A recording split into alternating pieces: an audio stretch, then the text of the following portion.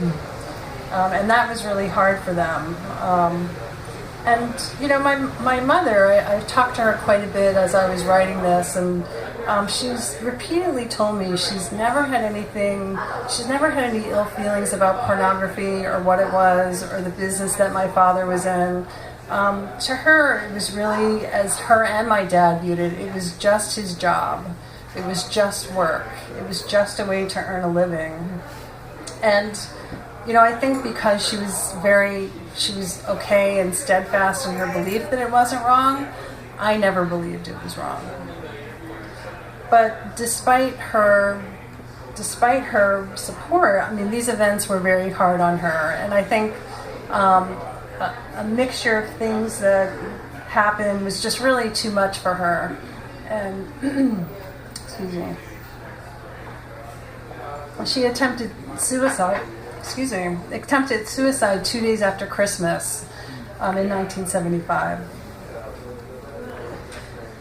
So it's hard to face the past and what it all means, but it's definitely shaped my opinions on many issues, particularly about mental health and particularly about pornography. Because of my mother's depression and suicide, it's always drawn me to a profession that educates about mental health and the importance of treatment. And I'm so glad that in the last 15 years there's really been a perception shift in this country. People no longer believe that it's the weakness of the person as to why someone struggles with a mental illness, and that treatment really works.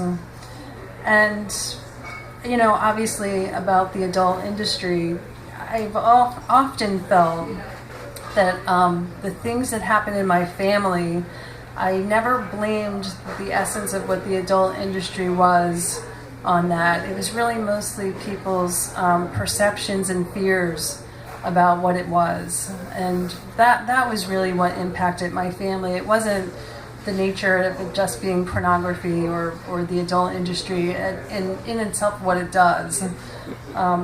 But really, I believe pornography is not for everybody, but it certainly has a place, and possibly a productive place in our society. When I had the chance to start writing more seriously, I did a series of articles with the Daily Beast, and I really met some very interesting, fascinating people in the adult industry.